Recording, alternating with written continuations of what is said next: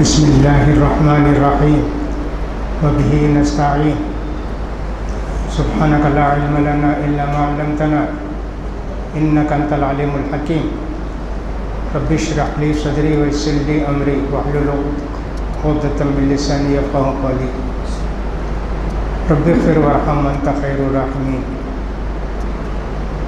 عن بریدۃ بن الحصیب الاسلمی رضی اللہ عنہ قال رسول اللہ صلی اللہ علیہ وسلم كنت نهيتكم عن زيارة القبور فزورها. رواه مسلم. وزاد الترمذي فإنها تذكر الآخرة. زاد ابن ماجه من حديث ابن مسعود وتزهد في الدنيا. وعن أبي هريرة رضي الله عنه أن رسول الله صلى الله عليه وسلم لعن زائرات القبور. أخرجه الترمذي وصححه ابن حبان. بریدہ ابن الحصیب اسلمی صحابی کہتے ہیں کہ نبی کریم صلی اللہ علیہ وسلم نے فرمایا میں نے تم کو قبرستان جانے سے منع کیا تھا، اب میں اجازت دیتا ہوں، جاؤ قبرستان جاؤ. اس سے آخرت یاد آئے گی کہ مر کر ہم کو بھی یہی آنا ہے، ہمارے لیے بھی یہ گڑھا ہے، یہاں کوئی پوچھنے والا نہیں، سب یاد آئے. وتزہد فی دنیا، دنیا کی خواہش کم ہو جائے گی، یہ جمع کریں وہ جمع کریں، یہ خریدیں وہ خریدیں. بھائی مرنا ہے، کتنا کیا کرنا ہے، بس اپنا سمجھو، کھا پی کے جا کے اللہ کے پاس حساب کتاب آسان کرنے کا سکا. اب اس سے معلوم یہ ہوا کہ صاحب اللہ کے رسول نے پہلے تو منع کیا تھا عورتوں کو مردوں کو کہ نہیں جانا قبرستان کو، جاتے بیٹھتے روتے پلاتے، اس لیے منع کر دیا. اب اجازت دیتی جا. اب عورتیں بھی جا سکتی ہیں کیا قبرستان کو کہ صرف مرد؟ اس حدیث میں تو کچھ بھی خاص نہیں ہے، عورتوں کو اجازت ہے، مردوں کو اجازت ہے، مردوں کو اجازت ہے، عورتوں کو اجازت نہیں ہے، ایسا کچھ بھی نہیں. اس لیے جیسے مرد جا سکتے ہیں قبرستان کو، ویسے عورتیں بھی جا سکتی ہیں. شرط یہ ہے کہ جا کے وہاں رونا پلانا نہیں چاہیے. یہ دوسری حدیث بھی آتی ہے کہ ابو ہریرہ رضی اللہ تعالیٰ عنہ کہتے ہیں کہ نبی کریم صلی اللہ علیہ وسلم نے قبر کی زیارت کرنے والی عورتوں پر اللہ کے رسول نے لعنت فرمائی. اس حدیث سے معلوم ہوا کہ عورتوں کو قبرستان نہیں جانا چاہیے، لیکن یہ حدیث پہلے اللہ کے رسول نے جب منع کیا مردوں کو، عورتوں کو بھی منع کیا. جب اجازت دیتی تو دونوں کو اجازت دے دیا. صحابہ کرام کا عمل بھی ایسے ہی تھا، صحابیہ بھی جاتی تھیں. بخاری شریف کے اندر کئی حدیثیں اس طرح کی ہیں. حضرت عائشہ رضی اللہ تعالیٰ عنہ نے اللہ کے رسول صلی اللہ علیہ وسلم سے پوچھا، اللہ کے رسول میں قبرستان جاؤں تو کیا دعا پڑھنا؟ اللہ کے رسول صلی اللہ علیہ وسلم نے فرمایا یہ دعا پڑھو، تو نہیں چاہتی ہے دعا. اب حضرت عائشہ نے پوچھا اللہ کے رسول دعا بتائے، یہ نہیں فرمایا اللہ کے رسول ارے عورتیں نہیں جانا، نہیں نا دعا سکھائے نا. معلوم ہوا کہ عورتیں جا سکتی ہیں. دوسری حدیث میں باقی عائشہ آیا کہ حضرت عائشہ رضی اللہ تعالیٰ عنہ آ رہی تھی. ایک صاحب نے پوچھا کہاں سے آ رہی ہیں آپ؟ کہا میرے بھائی عبد الرحمن کی قبر کی زیارت کر کے آ رہا ہوں. جی عورتوں کو منع نہیں کیا؟ یہی کہ صاحب قبرستان جانے والی عورتوں پر اللہ کے رسول نے لعنت کی نا. انہوں نے کہا عورتیں قبرستان کو جا سکتی کیا؟ ہاں جی اللہ کے رسول نے پہلے منع فرمایا، بعد میں اجازت دے دی. بخاری کے اندر ایک حدیث ایسی بھی ہے کہ ایک تابعیہ جا کے اپنے شوہر کے قبر کے پاس بیٹھی، اللہ سے دعا کرتے کرتے ان کے واسطے.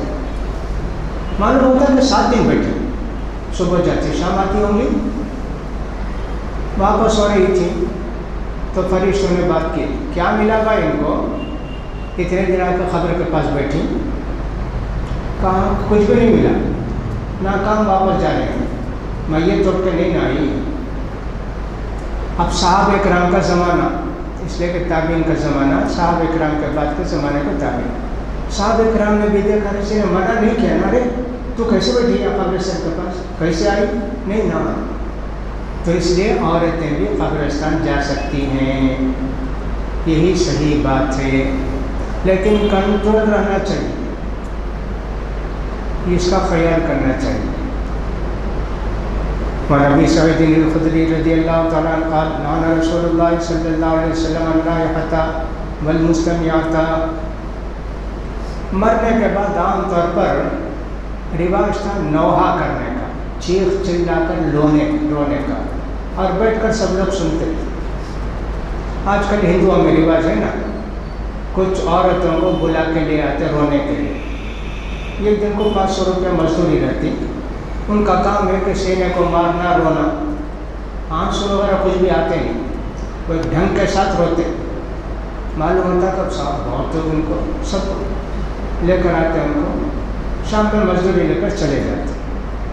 ویسے جاہلیت میں بھی رواج تھا، جتنا بڑا آدمی مرتے اتنے زیادہ لوگ جمع ہو کر روتے، عورتیں بھی روتی۔ ام سلمہ رضی اللہ عنہ بھی تمنا کی، میں باہر بستی میں آ کر انتقال ہوئے میرے شوہر، یہاں بھی لوگ ہوتے میرے رشتہ دار وغیرہ ابو سلمہ کے پاس جمع ہوتے روتے، ایسے ان کی بھی تمنا تھی۔ جاہلیت میں ویسے تھا نا، اس لیے اللہ کے رسول صلی اللہ علیہ وسلم نے فرمایا کوئی نہیں آنا چاہیے، رونے کے لیے کس کو نہیں بلانا۔ تو معلوم یہ ہوا کہ اللہ کے رسول نے نوحہ کرنے والوں پر بھی، عورتوں پر بھی، اور سننے والیوں پر بھی اللہ کے رسول نے لعنت فرمائی ہے۔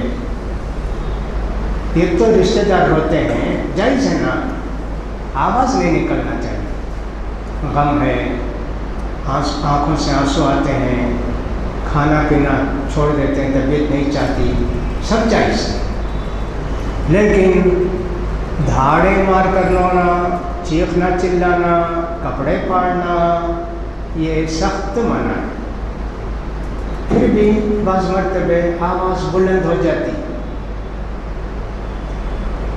جعفر بن ابی طالب رضی اللہ تعالیٰ عنہ کی شہادت ہوئی، پہنچی خبر اللہ کے رسول کو فرشتوں کے ذریعے، وہ شہید ہو گئے۔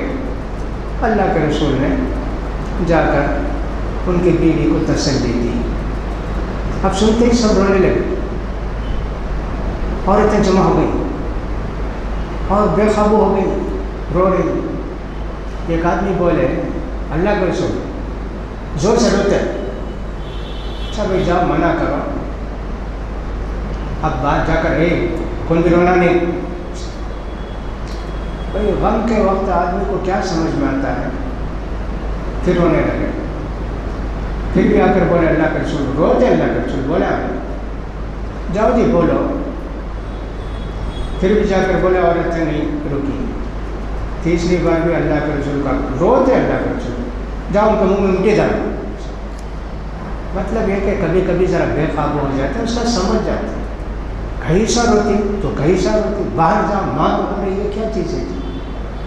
غم میں کبھی کبھی کنٹرول نہیں رہتا، سمجھنا چاہیے، اس کے لیے کنٹرول کرنے کے لیے محبت سے، پیار سے سمجھانا چاہیے، صبر کرو۔ یہ نہیں کہ جا کر ان کو ڈرائے دھمکائے، ایسا نہیں ہونا چاہیے نا۔ تو بہرحال دھاڑے مار کر چیخ چلا کر رونا منع ہے۔ کبھی ہوتا ہے بے قابو ہو جاتی ہے، بیوی ہے، بیٹی ہے، عورتیں بے قابو ہو جاتی ہیں، تو اس میں شامل نہیں، اللہ ان کو معاف کرے گا۔ وعن ام عطیہ رضی اللہ تعالیٰ عنہ قالت اخذ علینا رسول اللہ صلی اللہ علیہ وسلم اللہ ننوح، اللہ کے رسول عورتوں سے بیعت بھی لیتے، دیکھو کون بھی مر گئے تو نوحہ نہیں کرنا، چیخ چلا کر نہیں رونا، چیخ چلا کر نہیں رونا، بیعت بھی لیتے تھے اللہ کے رسول۔ کہتی ام عطیہ بعض عورتیں تو بیعت کرے نہ قائم رہے، کتنی عورتیں ہیں بے قابو ہو گئی، پورے عورتیں کنٹرول میں نہیں تھیں۔ وہ بہرحال غم ایسا ہوتا ہے نا، غم دل کی ایک کیفیت کا نام ہے، خوشی بھی دل میں آتی ہے، غم بھی آتا ہے، دونوں میں کنٹرول ہونا چاہیے. خوشی کے موقع پر آدمی بھی نماز چھوڑ دیتا, غلط آدمی جا کر سنیما دیکھتے, ٹی وی دیکھتے, شراب پیتے, ناچتے گاتے, فلاں ہوتا نا. اب الیکشن میں جو لوگ جیت جائیں گے دیکھیں گے ہمارے کتنے لوگ جا کے ناچیں گے, کودیں گے, سب کریں گے نا. خوشی میں بے قابو بھی ہوتے ہیں انسان, کنٹرول کرنا. شادی کے دن ہو, نماز کو کون بھی آئے گا نہیں, زور کی رشتہ دار, کیا دعوت بھی, کھانا کھلانا, مہمانوں کو دیکھنا, سمجھے آنے کے لوگ نہیں, نوش گھر والا نہیں, نماز گئی. یہ سب کیا اللہ کو بھول کر کرتے جی. تو آدمی خوشی کے موقع پر بھی غم کے موقع پر بھی قابو ہو جاتا ہے. غم کے موقع پر صبر کرنا یہ سب سے بڑی کامیابی ہے. یہ ایک عورت کے تعلق سے آتا ہے کہ وہ اس کا بیٹا مر گیا تھا, بیٹھ کے رو رہی تھی, چیخ کے چلا کے. اللہ کے رسول صلی اللہ علیہ وسلم نے فرمایا صبر کر, صبر کر. اب اسے معلوم نہیں یہ کون ہے. انک لم تصب بمصیبت, جاؤ جی تمہارا بچہ مرتا تو معلوم ہوتا. کیا بھی بولے نہیں اللہ کے رسول, سمجھ گئے غم میں خاموش آ گئے. لوگ بولے معلوم کیا کون؟ اللہ کے رسول. ہاں اللہ کے رسول کیا؟ آئی ڈرتے ڈرتے آئی, دربار ہوگا, سب سیکورٹی میں سے سیکورٹی کے لوگ ہوں گے, کچھ بھی نہیں. آ کر بولے اللہ کے رسول مجھے معلوم نہیں نا, آپ اللہ کے رسول نے بول کر میں بے ادبی کر دی نا, معاف کر دو اللہ کے رسول. فرمایا اللہ کے رسول الصبر عند الصدمۃ الاولیٰ, غم کا بوجھ جب آتا ہے نا, جب کنٹرول کرنا, سب ختم ہو گیا اس کے بعد کنٹرول کیا. جیسے آدمی روتے روتے روتے تھک گیا, اب آنسو بھی آتے ہیں, اچھا بھی صبر کرتا ہے, اب رو کر بتا دیکھیں گے, اب رونے بھی ہوتے ہیں, طاقت بھی نہیں, آنکھوں میں آنسو بھی نہیں. ایسا صبر کرنا چاہیے. شروع عن ابن عمر رضی اللہ تعالیٰ عنہما عن نبی صلی اللہ علیہ وسلم قال المیت یعذب فی قبر بنی علیہ ولہما نحو عن المغیرۃ بن شعبۃ رضی اللہ تعالیٰ عنہ. ابن عمر رضی اللہ تعالیٰ عنہ کہتے ہیں کہ نبی کریم صلی اللہ علیہ وسلم نے فرمایا زندہ لوگ مرے ہوئے لوگوں پر نوحہ کرتے, چیختے, چلاتے, روتے تو قبر والوں کو عذاب ہوتا, روتے ہی نو عذاب ہوتا قبر والے کو. حضرت عائشہ یہ حدیث سنے تو بولے ارے یہ کیا, یہ اللہ کے رسول ایسا نہیں بولے, یہ روئے اسے عذاب ہونا. سورہ نجم میں تو اللہ تعالیٰ کہتا ہے وَأَن لَا تَزِرُ وَازِرَةٌ وِزْرَ أُخْرَىٰ, جو گناہ کرے ان کو سزا, گناہ یہ کریں سزا اسے کیا, ایسا نہیں ہے. اب یہ حدیث لے کے منکرین حدیث بولتے دیکھو سب سے پہلے حضرت عائشہ انکار حدیث کرے, ہماری لیڈر انہوں حضرت عائشہ بولے نا حدیث غلط ہے بھی بولے. اور یہ حدیث جو ہے بخاری مسلم میں ہے. اللہ تو معلوم یہ ہوگا کہ عقل میں نہیں آئی تو حدیث لینا نہیں. بے وقوف لوگ اس کا معنی کیا لکھے لوگ وہ دیکھیں کیا, لوگوں کو گمراہ کرنا. شیطان سب کے ساتھ رہتا نا, ان شیطانوں کے ساتھ بھی جو انکار حدیث کرتے ہیں نا ان کے ساتھ بھی بڑے بڑے شیطان رہتے, ورنہ انسان اتنا کامیاب نہیں ہوتا, شیطان کامیاب. کیا مطلب لکھے, یہ ایک آدمی اسے معلوم ہے کہ میرے گھر میں جتنے رشتہ دار بھرے, عورتیں روئی, فاتحہ کریں, چہلم کریں, چلائیں, چیخیں, وہ چوڑیاں بنگڑیاں سب پھاڑ دیں, غریبان پھاڑ دیں, وصیت کر کے نہیں گئے, پھول ڈھالک گئے تھے. ہماری بستی میں ایک آدمی کا بمبئی میں انتقال ہو گیا, سب لوگ روتے تھے. اس کے بعد پوچھے کیا بھی سب دفعہ, ہاں قبرستان کتنے لوگ اٹھا لگ گیا, پھول اس زمانے میں 600 روپے بڑے بہت زیادہ ہو, 600 روپے کا پھول ڈالے, جنازے کو پورا چھپا دیا, خبر کو بھی پورا پھولا سے چھپا دے ان کو تسلی ہو. دیکھو بے خوف لوگ نا. اب اسے معلوم ہے میرے گھر والے سب کام کرتے ہیں, منع نہیں کیا, اس کا مطلب ہے کہ تو بھی راضی تھا نا. اب یہ روتا ہے تو پوچھتے ہیں فرشتہ اچھا تم ایسے ہو کیا, تم منع کر کے نہیں آئے کیا؟ ظاہر بات ہے. چاہتے وقت بولتے نہیں کیا ہائے میرا سہارا چلا گیا. ہاں پوچھتے اچھا تمہارے شوہر سہارا تھے کیا, اللہ کی ڈیوٹی ختم کیا؟ اور میرے بچوں کو کون پالے گا؟ ارے تمہارے شوہر پالتے تھے کہ اللہ پالتا تھا؟ یہ سب پوچھتے. اسے تکلیف ہوتی مجھے ایسے کرتے نا میرے گھر والے, مجھے فرشتے پوچھتے نا. یہ معنی لکھے پورے لوگ 1200 سال سے جب سے حدیث کی کتابیں لکھی گئی اور اس سے پہلے سے یہ حدیث پڑھتے ہیں پڑھاتے ہیں, اس کا مطلب بیان کرتے ہیں. حضرت عائشہ غلط سمجھے اس کا مطلب, انہوں سمجھے کون بھی روتا ہے تو کسی کو بھی تکلیف ہوتی ہے. وصیت کر کے گیا, بول کے گیا نہیں کرنا, پھر بھی روتے ہیں تو اس کو کیوں عذاب ہوگا؟ یہی معنی سب لکھے ہیں, یہی مطلب سب لکھے ہیں. تو منکرین حدیث کا یہ کہنا کہ حضرت عائشہ سب سے پہلے انکار حدیث کی, عقل میں جو حدیث نہیں آتی اسے نہیں ماننا, لہٰذا ہم بھی نہیں مانتے حدیثوں کو جو ہماری عقل میں نہیں آتی. یہ جاہلوں کا جواب ہے, جاہلوں کی بات ہے, معتزلہ کی بات ہے. اسلام سے اس کا کیا تعلق ہے؟ نعوذ باللہ. تو یہ سمجھنا چاہیے. حضرت ابو موسیٰ اشعری پڑھتے بے ہوش ہو گئے, گھر والے سمجھ لو ختم ہو گئے. کوئی چیختی کوئی چلاتی, تھوڑی دیر کے بعد ہوش آیا, اور ہوش میں بے ہوشی میں خود فرشتے ان کو پوچھتے دیکھے کیا تمہاری عورتیں کیا کیا کرتی ہیں؟ مرے نہیں, بے ہوش میں فرشتے پوچھتے ان کو. جو ہی ہوش آیا فوراً گھر کے عورتوں کو خبردار میں مر گیا تو کوئی عورت چیخنا چلانا نہیں, تاکید کر کے گئے. ویسے ہم کو بھی چاہیے کہ ہمارے گھر میں غلط رسم ہوتی ہے نا, منع کر کے جائیں, یہ نہیں کرنا یہ نہیں کرنا. کرتے ہیں تو ہم کو عذاب نہیں ہوگا, ہم کو تکلیف نہیں ہوگی, فرشتے نہیں پوچھیں گے اگر کرتے ہیں تو. سب کچھ جانتے ہوئے بھی پھر بھی کہنا کہ صاحب خاموش گئے, فرشتے پوچھیں گے, وہ تکلیف ہوگی, عذاب ہوگا ان کو. یہ مطلب اس کا ہے.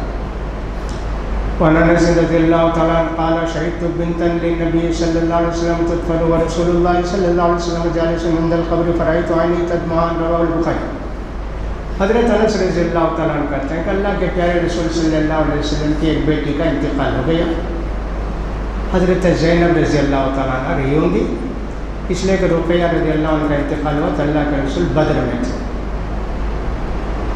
اب اللہ کے رسول قبر کے پاس بیٹھے ہیں تو آپ کی آنکھوں سے آنسو گر رہے ہیں. نبی بھی روتے بھائی, غم سب کو رہتا ہے نا. رونے کا مطلب بے صبری نہیں, اللہ سے شکایت نہیں. اللہ غم میں دل بھی رکھا ہے, اس لیے لوگوں نے لکھا یہ ہے اگر کوئی آدمی یہ کہتا ہے میرا بیٹا مر گیا میں روں گا نہیں, اللہ کا حوالہ کر کے ہو گیا, یہ نہیں جی سنت جی رونا بھی.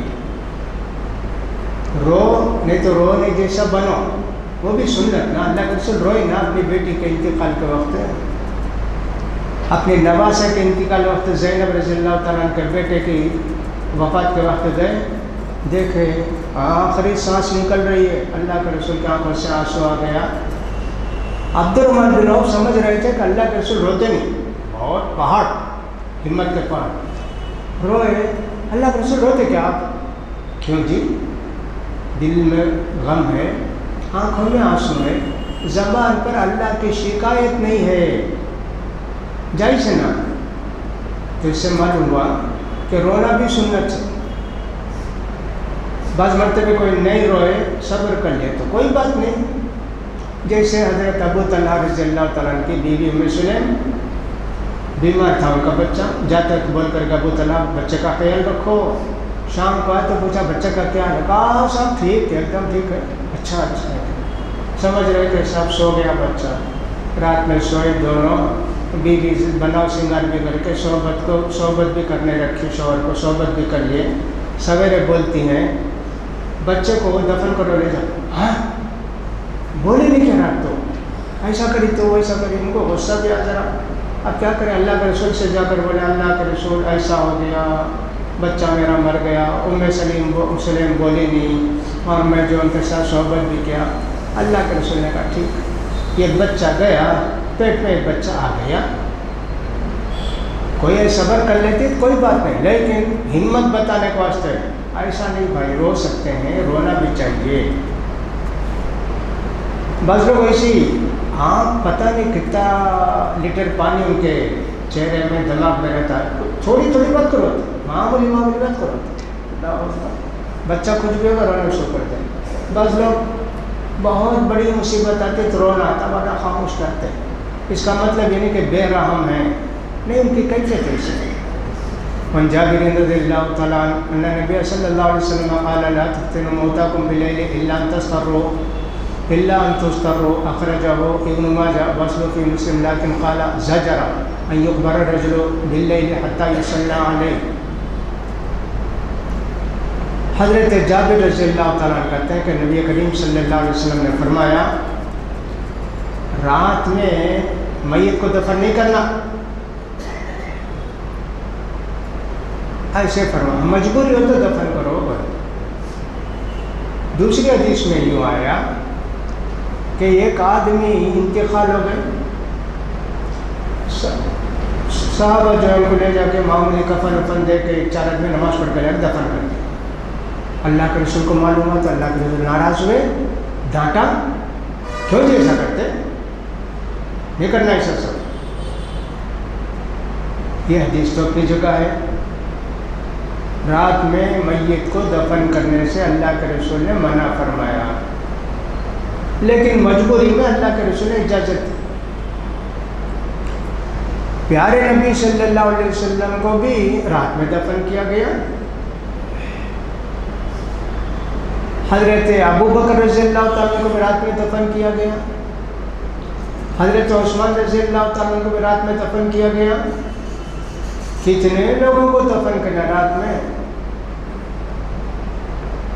حالات کیسے ویسے, کیوں منع کیے؟ 2 بات. ایک تو یہ کہ نماز پڑھے بغیر 2-4 آدمی لے جا کے چھوڑے, دن میں پڑھتے ہیں تو لوگ آتے ہیں نماز پڑھتے ہیں. دوسری بات یہ کہ اس زمانے میں کپڑے سب کی بڑی تنگی نا, کیا بھی چند چنجی بولتے نہیں, چچڑا لپیٹ کے لے جا کے ڈال دیا, اس لیے اللہ کے رسول منع کی. کفن بھی ٹھیک دیے, نماز میں بھی لوگ تھے, جائز, دن میں بھی جائز, رات میں بھی جائز, ایسی. تو لہٰذا یہ حدیث اکثر علماء کرتے ہیں, نماز میں بھی لوگ ہیں اور صاحب کفن بھی ٹھیک ہے, جائز ہے, کوئی بات نہیں. بغیر اچھا کفن دیے, آدھا پاؤں چھپا کے, اور پھر جنازے میں 2-3 آدمی شریک ہو کے لے جائے, ایسے نہیں ہونا چاہیے. رات میں عام طور پر آتے نہیں نا, اس لیے دن میں دفن کرنا بھی جائز, رات میں دفن کرنا بھی جائز ہے, کوئی خاص بات نہیں ہے. اور عبداللہ بن جعفر رضی اللہ عنہ قال لما جاء نعي جعفر حين قتل قال رسول الله صلى الله عليه وسلم اصنعوا لآل جعفر طعاما فقد أتاهم ما يشغلهم أخرجه الخمسة إلا النسائي. حضرت عبداللہ بن جعفر رضی اللہ تعالیٰ عنہ کہتے ہیں کہ ہمارے والد موتا کی لڑائی میں شہید ہو گئے. اس وقت اللہ کے رسول صلی اللہ علیہ وسلم آئے, روئے, تسلی دی ہم لوگوں کو. صحابہ کو بولے کھانا پکا کر ان کے گھر کو بھیجو بھائی. اب میت کی خبر آنے کے بعد کیا عورتیں جا کر کھانا پکاتی رہیں گی؟ نہیں. تو معلوم یہ ہوا کہ جس محلے میں, جس گلی میں کسی کا انتقال ہو جائے, محلے والے, گلی والے ان کو کھانا پکا کر بھیجیں. اب تو ماشاء اللہ کتنے لوگ کھانا پکا کر بھیج جاتے. ایک آدمی مرے تو 5 گھر سے کھانا, کھانے والے گھر والے رہتے 15, باہر کھانے والے رہتے 80. میت کے گھر میں کھانا کھا سکتے کیا؟ ایک سوال. اگر میت والے کھانا پکائیں تو ہرگز نہیں کھانا. تیسرا آدمی کھلاتا, دور کے محلے سے آئے ہیں، باہر بستی سے آئے ہیں، ان کے کھانے کا انتظام کرتے ہیں تو میرے خیال میں جائز ہے۔ میت کے گھر والے ان کو کھانا پکا کر کھلائیں، یہ ہرگز جائز نہیں۔ دوسری بات، محلے والے خود ہیں، چلو بھئی مفت کا کھانا ملتا ہے، بریانی نہ پکاتے سب، یہ بھی نہیں کرنا۔ باہر کے لوگ، دور کے لوگ، جانے میں دیر ہو جائے گی، کھلا پلا کر بھیجے تو کوئی حرج کی بات نہیں ہے۔ میت کے گھر کا کھانا ہرگز نہیں کھانا، وہ لوگ پکائیں گے اپنے واسطے، یا دوسرے لوگ 10 آدمی کا بھیجے ہیں، یہ لوگ جا کے کھائیں، ایسے نہیں ہونا چاہیے۔ آج کل تو آپ جانتے ہیں سب، کوئی مر جاتے ہیں تو سب 100-200 آدمی کا کھانا پکا کر بھیجتے ہیں۔ پہلے تو ہمارے زمانے میں ہم دیکھتے تھے دال کھانا اور دال کھانا اور سب اچار، ایسا ہوتا تھا۔ اب تو بریانی سے کم کچھ بھی نہیں، شادی میں بھی بریانی، میت میں بھی بریانی۔ بریانی والوں کو بہت چانسز، آرڈر بہت ملتے۔ بولتے تو کیا بولتے، کیا وہ دال بنانا، وہ چاول بنانا، وہ اچار رکھنا، سب کائی کو بھی بریانی بغیر چھوڑ دیتا ہے۔ چلو بھائی آپ کی خوشی، لیکن کھانا تو بریانی تو خوشی کا کھانا سمجھا جاتا ہے، آپ آسانی کے لیے بنائیں تو کوئی بات نہیں۔ تو اللہ کے رسول نے فرمایا جعفر کے گھر کو کھانا بنا کر بھیجو۔ میں ایک جگہ تھا مالیگاؤں، مہاراشٹر میں کوئی بستی، بڑی بستی ہے مالیگاؤں، وہاں کئی چیزیں میں دیکھا۔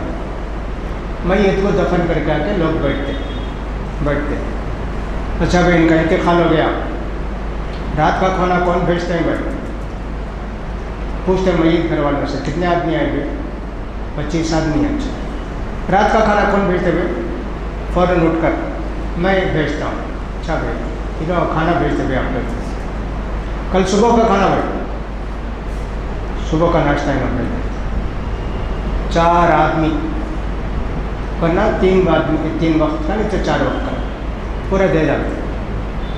انہوں نے ذمہ داری لے کر بھیجتے کھانا ان کے گھر۔ اچھا بھی پورا ایک دن ان کو غم سے تسلی ہو جاتی۔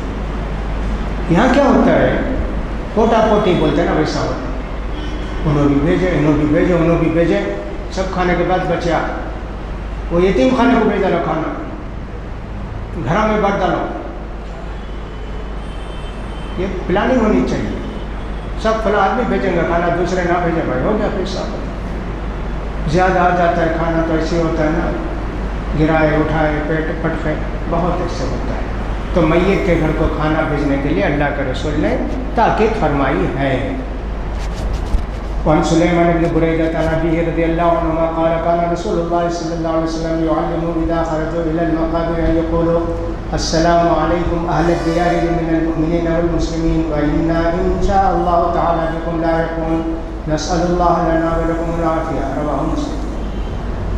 قبرستان جاؤ تو اللہ کے رسول نے دعا سکھائی ہے، مختلف صیغے آئے ہیں مختلف، السلام علیکم اہل الدیار من المؤمنین والمسلمین، یہ بھی ہے، انتم سلفنا ونحن بالانصار، یہ بھی ہے، وَإِنَّا إِن شَاءَ اللَّهُ تَعَالَى بِكُمْ لَاحِقُونَ، یہ بھی ہے، نسأل اللہ لنا ولکم العافیہ، یہ سب جملے آئے۔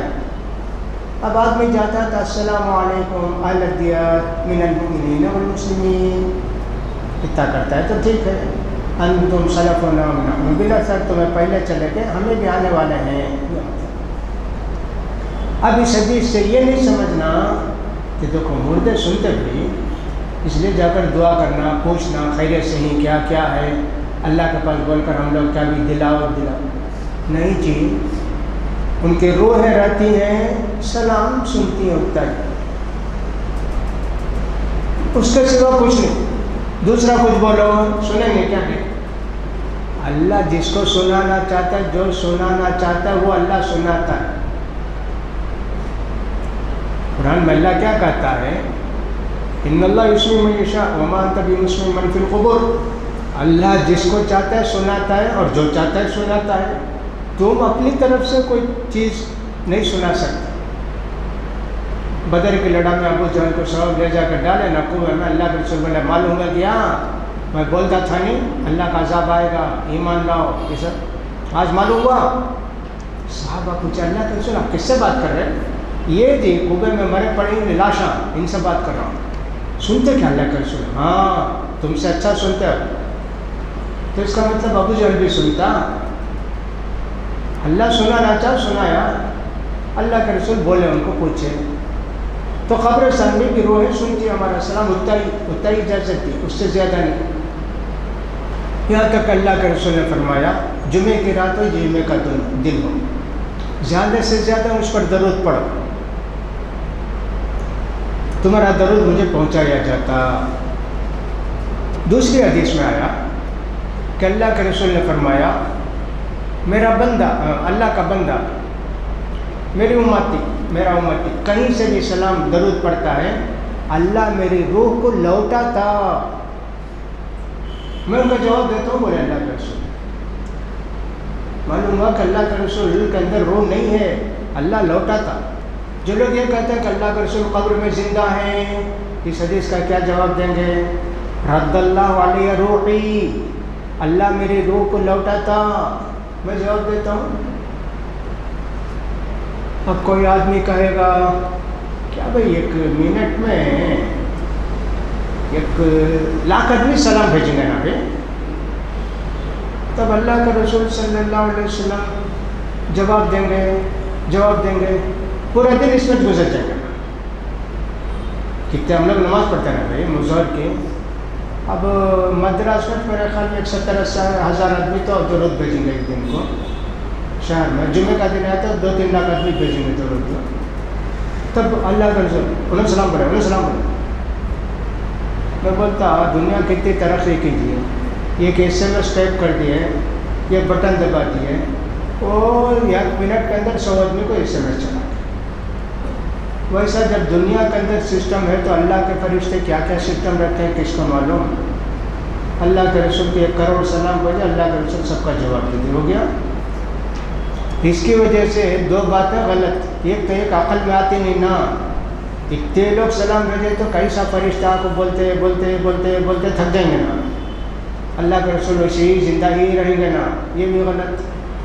دوسری بات یہ ہے کہ اللہ کے رسول مرے نہیں, خبر میں زندہ ہیں. حیات النبی, اللہ کے رسول زندہ, مرے گھر کو نہیں بولنا. مارے گھر کو بولے تم نہ مار ڈالو.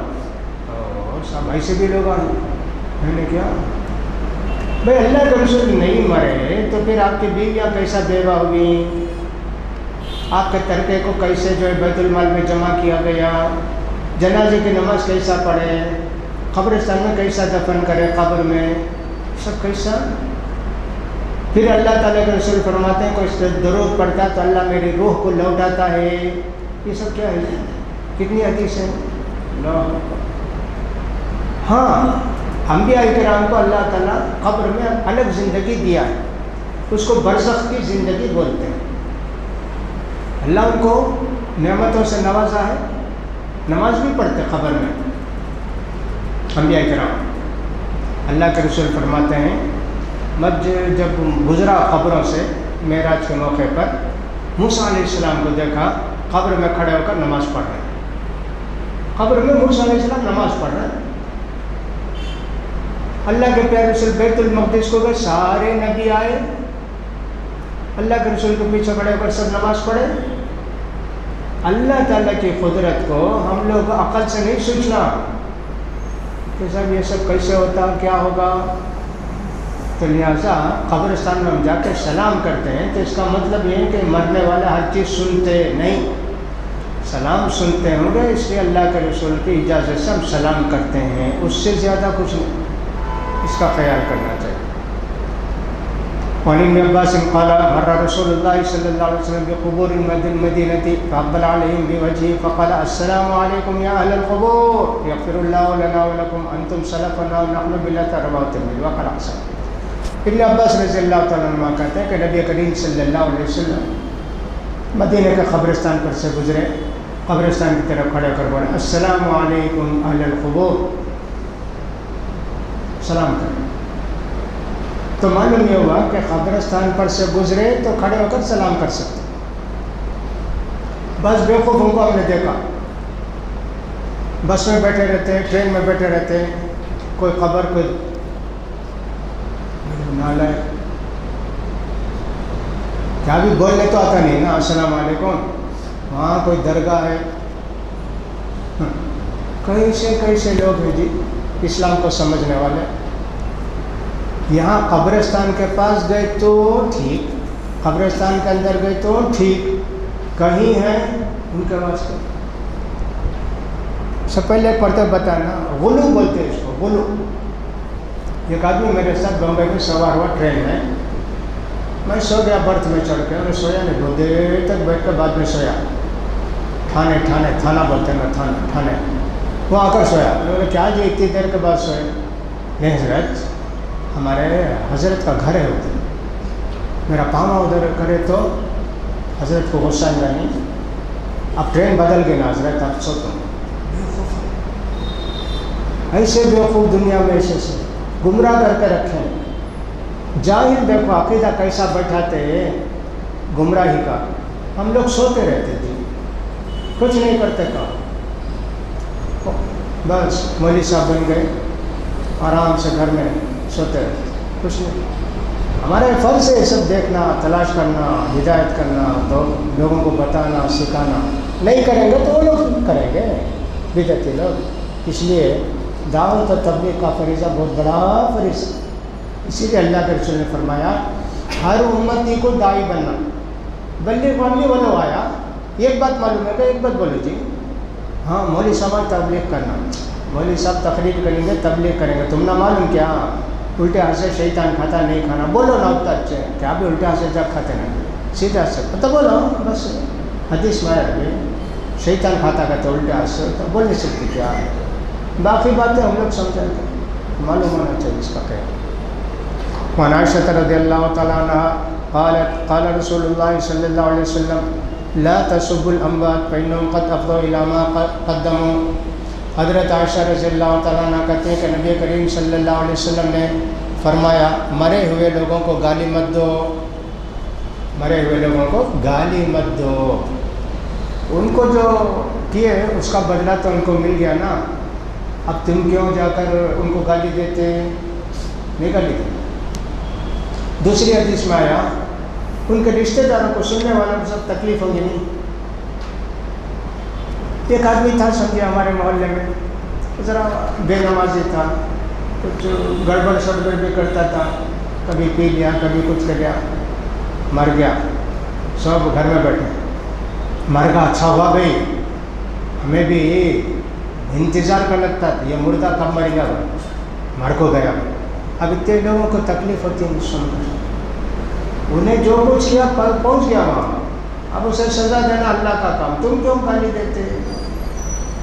اس کا دو مطلب بیان کیے لوگ. ایک تو یہ بیان کیا کہ سب کافر ہو مسلمان ہو کسی کو گالی نہیں دینا.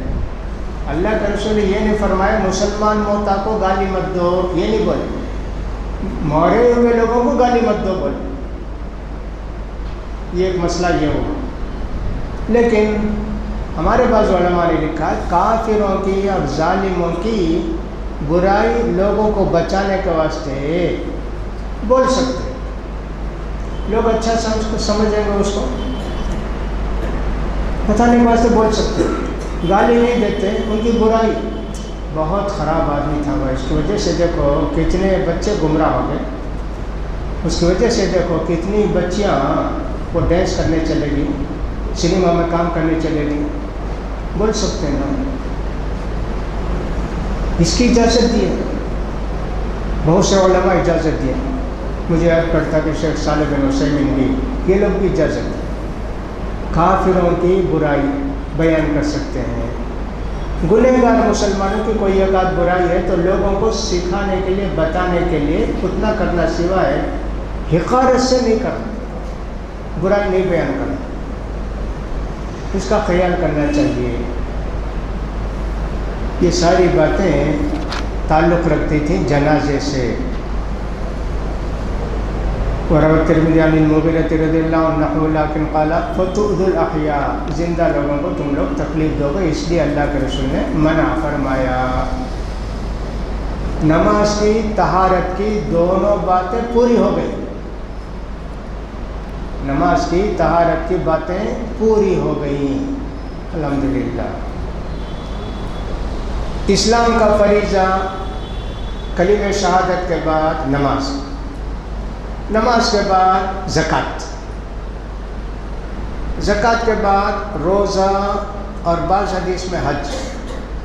یہ تین تو سب بولتے، کلمہ شہادت، نماز، زکوٰۃ، یہ ترتیب سے ہی۔ چوتھا فریضہ کسی نے کہا حج، کسی نے کہا روزہ، جو بھی اتنا ہی، کوئی بات نہیں۔ زکوٰۃ، زکوٰۃ کا مطلب ہوتا ہے بڑھنا، زیادہ ہونا۔ زکوٰۃ کا مطلب ہوتا ہے پاک ہونا۔ قرآن مجید کے اندر سبھی آیا، آتوا الزکاۃ قد افلح من تزکا، زکاہا قد افلح من زکاہا، سب لفظ آئے، پاک کر لیا۔ مال کی جب زکوٰۃ دیتے ہیں تو مال جو باقی ہو پاک ہو جاتا۔ حلال مال بھائی، حرام مال کتنا کما کر زکوٰۃ دے تو ناپاکیز رہتا۔ حلال مال برکت بھی ہوتی، مال میں برکت کیسے ہوتی؟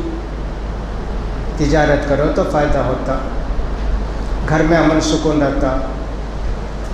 زکوٰۃ نہیں دیتے ہیں نا، کبھی نقصان بھی ہوتا کاروبار میں۔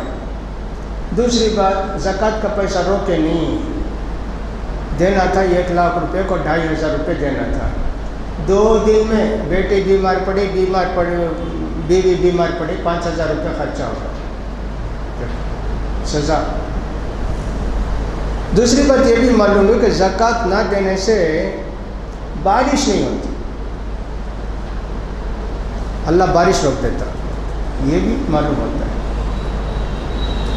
اب کوئی آدمی یہ نہ کہے کہ ابھی امریکہ میں سب کون بھی زکوٰۃ دیتے نہیں، انڈیا میں، آسام میں کون بھی زکوٰۃ دیتے نہیں، وہاں بارش ہمیشہ ہوتے رہتے نا، ایسا نہیں سوچنا۔ اللہ کے پر ایمان لائے، زکوٰۃ کو مانے، پھر بھی زکوٰۃ نہیں دیتا، ان کو اللہ سزا دیتا۔ باقی زکوٰۃ ہی معلوم نہیں، دیتے نہیں، کافر ہیں، کفار ہیں، ان کو کیا سزا دے گا؟ اللہ کا وعدہ یہ ہے، کافر اگر اچھے کام کرتے ہیں دنیا میں دے دیتا ہوں، لہٰذا ان کو دیا ہے۔ وہ امریکہ ہو، جرمنی ہو، فرانس، کتنے کے اچھے کام کرتے ہیں، آخرت میں کیا بھی نہیں نا، دنیا میں دیتا ان کو۔ ویسے ہی بہت سارے لوگوں کو ایسے ہوتا، دنیا میں دے دیتا اللہ۔ تو زکوٰۃ دینا چاہیے، یہ ایک بات۔ کن چیزوں میں زکوٰۃ ہے؟ ایک تو یہ کہ صاحب سونا چاندی، زیور میں، یا کہ صاحب وہ کسی اور شکل میں ہو، زکوٰۃ دینا۔ کیش، نقد، اس میں زکوٰۃ دینا۔ سونا، چاندی، پیسہ، سونا چاندی زیور ہو تو بھی، ڈھلا ہوا ہو تو بھی، یا ایک صاحب سالڈ ہو تو بھی، یہ ایک۔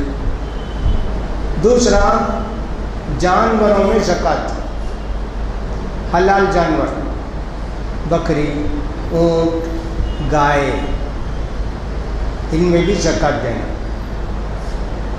تیسرا، زمین میں جو کچھ پیداوار ہوتی اس میں زکوٰۃ دینا۔ چوتھا، بیپار کے واسطے جو کچھ دکان میں رکھے ہیں اس کی زکوٰۃ دینا۔ ان چیزوں کی زکوٰۃ دینا۔ اب دکان میں جو کچھ رکھے ہیں بولے تو اس میں سب آتا، بیپار کے واسطے کوئی بھی چیز رکھے ہیں، زکوٰۃ۔ ایک آدمی ایک پلاٹ خرید کے رکھا ہے، 1 کروڑ روپے بیچنے کے واسطے، ہر سال 2.5 لاکھ روپے زکوٰۃ دینا۔ پیسے نہیں، اچھا 10 سال کے بعد بیچے کیا، اب تمہیں کیا کرنا، 25 لاکھ روپے زکوٰۃ دینا، ملا کر سب زکوٰۃ دینا۔ زمین چپکے پڑی ہے بھائی، چپکے پڑی ہے تو چھوڑ دینا، دوسرے کے واسطے گھر بن لو گے، چھوڑ دے کیا، تمہیں حفاظت سے بیچنے کے واسطے، وہ بھی بیپار میں آتا۔ گھر بننے کے واسطے رکھا ہے 2 گراؤنڈ 4 گراؤنڈ 5 کروڑ نہیں، زکوٰۃ نہیں. بیپار کے واسطے رکھے ہیں، زکوٰۃ دینا پڑے گا. ویسے ہر چیز استعمال کے واسطے ہیں تو زکوٰۃ نہیں، بیپار کے واسطے ہیں تو زکوٰۃ. ایک آدمی کے پاس 5-6 گھر ہیں، کرایہ تھا، مزے میں کھا لوگ بیٹھے آئے. وہ 5-6 گھر کی زکوٰۃ نکالنا کیا نہیں، کرایہ آتا نہیں، وہ کھا پی کر بچتا نا، اس میں زکوٰۃ نکالنا، اتنے پیسے بچے تو نہیں. بھی بڑا کنبہ میرا، گھر کا کرایہ سب مہینے کو 50,000 روپیہ آتا، 50,000 روپیہ خرچہ ہو جاتا ہے، زکوٰۃ نہیں. اس کا خیال کرنا چاہیے. اسی طرح کوئی آدمی ہیرے کی انگوٹھی پہنا ہے، چاندی میں ہیرے کی انگوٹھی، عورت ہیرے کی انگوٹھی پہنی ہے، یہ 1 کروڑ روپیہ ہیرا، زکوٰۃ نہیں. زیادہ کپڑے رکھنا ٹھیک نہیں ہے. کوئی عورت رکھی ہے ریشم کے 20 ساڑیاں، زر کے 10 ساڑیاں، فلاں کے 10 ساڑیاں، سب ملا کر دے گا تو 20 پر 3 لاکھ روپے کے کپڑے ہیں، زکوٰۃ نہیں. بیچنے کے واسطے رکھی ہے، ہاں زکوٰۃ ہے. تو زکوٰۃ جو ہے ان چیزوں میں ہے. اب ہمارے یہاں 2 چیزیں ہیں. جانور کے یہاں تو زکوٰۃ کا حصہ ہمارا نہیں ہے. ایک آدمی بکری پالا ہے، 40 بکری رہے تو 1 سال کو 1 بکری دینا. وہ 40 بکری کیا بیپار کے واسطے بیچنے خریدنے ایسا رکھا، بیپار کاروبار کرتا، نہیں تو پال کو رکھا ہے، دودھ نکالتا بیچتا فلاں کرتا. تب گھر میں بہت بڑا کنبہ ہے، 60 بکریاں پال کو رکھا ہے، دودھ پلاتا سب کو، اس کے واسطے نہیں. چارہ دال کو رکھا، اس کے واسطے نہیں زکوٰۃ. تو جانوروں کی زکوٰۃ ہمارے نہیں ہے. اونٹ ہے، سب 25 سے کم ہی اونٹ، 5-5 اونٹ کو 1 بکری.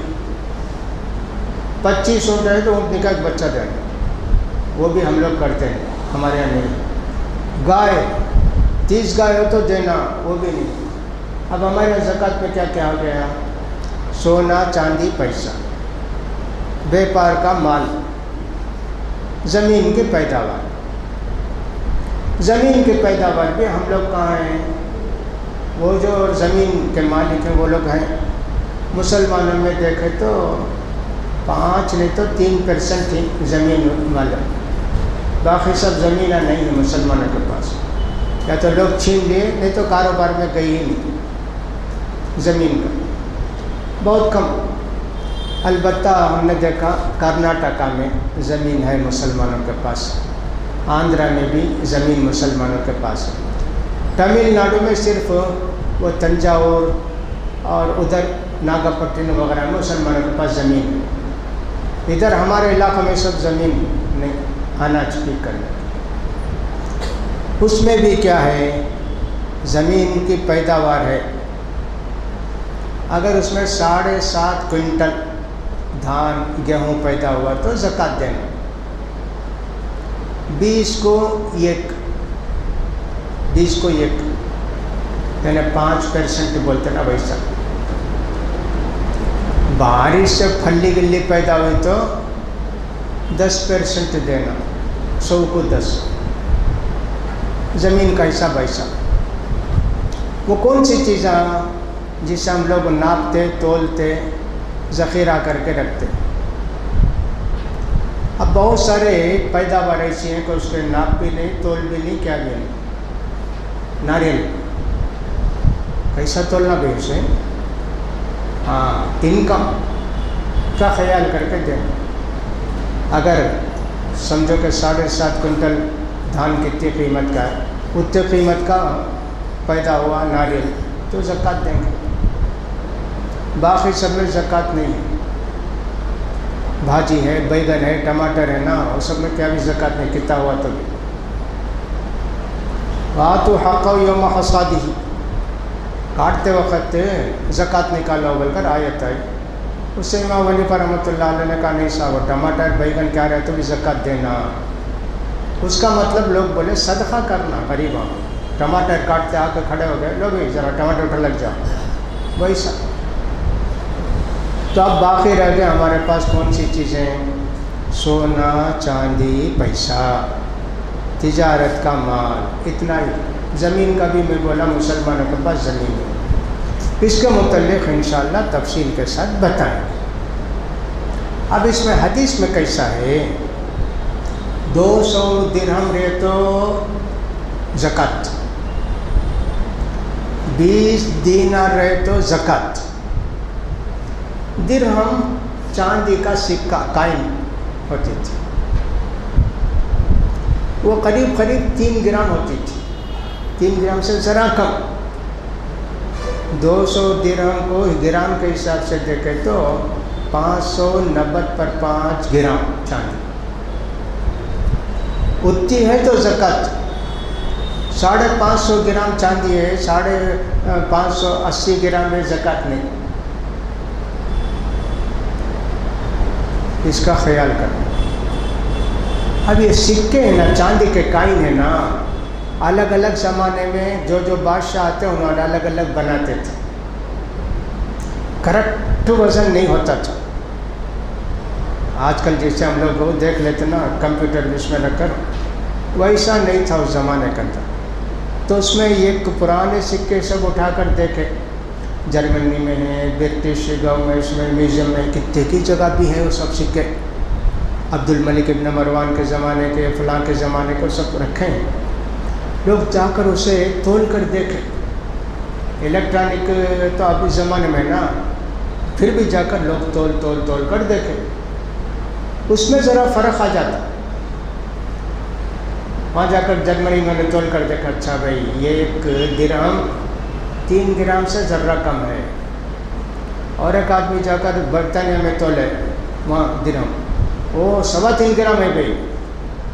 اب انہوں نے لکھے 750 گرام چاندی رہی، تو انہوں نے لکھے 590 پر 5۔ ارے کیا جی 100 گرام کا فرق ہو گیا؟ ہاں بھائی، میں جا کر اس واسطے اختلاف ہے۔ زیادہ راج بات جو سب کہتے ہیں 80 پر 5 گرام سونا، نہیں تو سونے کا زیور۔ شیخ بن باز رحمۃ اللہ علیہ کہتے ہیں نہیں 90 پر 5، 90 پر 2 انہوں بولتے، پھر بھی بولتے، میں بولتا ہوں لیکن چونکہ احتیاط کا مسئلہ ہے اس لیے 80 پر 5 گرام تو زکوٰۃ دو۔ لیکن میرے حساب سے میں جو لوگوں سے پوچھ کر معلوم کیا، مجھے معلوم ہوتا ہے کہ 90 پر 2، 90 پر 5 گرام سننا ہو تو ہی زکوٰۃ ہے، اس سے کم ہو تو نہیں۔ یہ لکھ ڈال کر پھر بولتے نہیں، تو میں جو ہے احتیاط سے 80 گرام ہے تو دے ڈالو زکوٰۃ۔ تو یہ جو ہے اس زمانے کا سکہ کائن ہے نا، اسے سب تولے تو۔ ویسے ایک عالم صاحب ہیں بھی یوسف القرضاوی، ایک اخوانی ٹیپ کا آدمی، اچھے آدمی، عالم صاحب ہیں بہرحال۔ انہوں نے کتاب لکھی فقہ الزکوٰۃ، زکوٰۃ کے مسئلے میں ان سے کو لے کر گیا، کیا مسئلہ اٹھا کر دے گا تو اس میں ہے۔ انہوں بھی پورا بتائیں فلاں جگہ سکہ ہے، اس کا وزن اتنا وزن، آخر میں انہوں وہی بولے ہیں کہ 80 پر 5 گرام ہی ہوتا ہے۔ 4.25 گرام سننے کا سکہ جسے دینار بولتے، اور یہ درہم کا کتنا ہوتا؟ 3 گرام کو تھوڑا کم، تو اس لیے حساب کیا ہوا 80 پر 5 گرام سونا، چاندی ہو 590 پر 5 گرام، اتنی رہی تو زکوٰۃ۔ سال کو ایک بار زکوٰۃ دینا۔ 100 گرام تھے، 5-6 سال زکوٰۃ دیے، 80 پر 5 گرام سے 80 پر 4 کو آ گیا زکوٰۃ اب نہیں۔ ایسا مسئلہ ہے۔ پیسہ گورنمنٹ میں تو یہ صاحب اگر کچھ بھی ہوا تو اس کے بدلے میں سننا دیتے گھر کو لکھتے ہیں، غریبوں کا فائدہ دیکھے تو چاندی بھی زیادہ ہے، اس لیے ایک آدمی کے پاس پیسہ ہے، سننا بھی نہیں چاندی بھی نہیں، کتنا پیسہ بچا ہے، سال بھر کا خرچہ جا کر 1 سال ہوا، 600 گرام چاندی ہے، دینا زکوٰۃ، غریبوں کا فائدہ ہوتا۔ آج سے 30 سال پہلے تک 600 گرام چاندی بھی 80 پر 5 گرام سونا برابر تھا مول۔ یہ 30 سال سے چاندی بیچاری وہیں رہ گئی، سونا اوپر چڑھ گیا، کہیں چلا گیا۔ اب 80 پر 5 گرام سننا بولے تو 2800 روپے 1 گرام سننا. چاندی دیکھو تو کیا بیچا گی 15 16 17 روپے میں 1 گرام. اس میں 30,000 کا تو اس میں 80-90 ہزار روپے رہتے زکوٰۃ پیسہ ہو جاتا. تو غریبوں کا خیال کر کے ہم فتویٰ دیتے ہیں صاحب چاندی کا حساب کر کے زکوٰۃ دیتے ہیں. اب انشاءاللہ آئندہ جب بیان ہوگا آئندہ 4 شنبے کو زکوٰۃ کے متعلق تفصیل کے ساتھ بتائیں گے. اللہ توفیق دے. وآخر دعوانا ان الحمد للہ رب العالمین. سبحانک اللہم و بحمدک اشہد ان لا الہ الا انت استغفرک و اتوب الیک.